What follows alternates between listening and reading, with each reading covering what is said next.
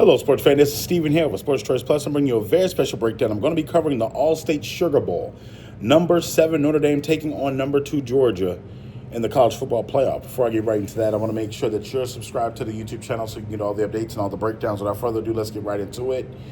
The obvious elephant in the room, Carson Beck will not be here. He did have surgery on his shoulder/elbow.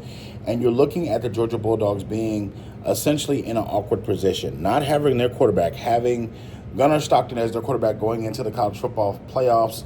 And he's facing a Notre Dame team that's hot, running like a knife, a heated knife through butter. They are essentially playing reckless abandon with control, but they're essentially playing in a style that is very attractive to recruits. Notre Dame has been knocking the ball out the park, and they've been doing it against quality opponents.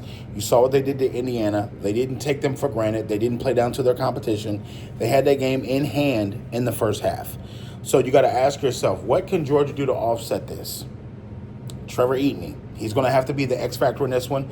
You saw what he was able to do against Florida. You saw what he was able to do against certain teams. When he comes in, that's the shot in the arm for Georgia. That's the ability to get them on the move, running back wise.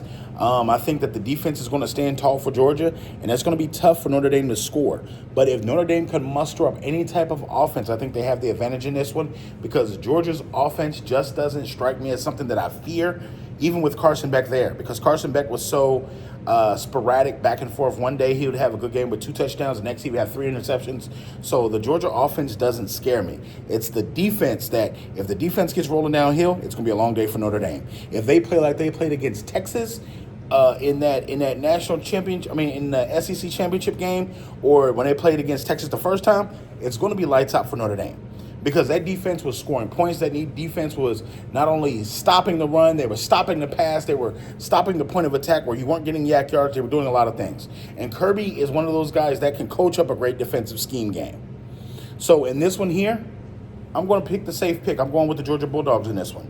I feel like not having a quarterback is not going to be any problem because Notre Dame doesn't score that many more points. It's not like it's an offensive onslaught that they have to stop. It's a basic offense, a vanilla offense, but they do have a little wrinkles in there. I think Georgia is going to be overcoached. I think Kirby's going to have them ready to go, and I think they're going to be able to run the football against Notre Dame. So I'm picking those Georgia Bulldogs to win this game.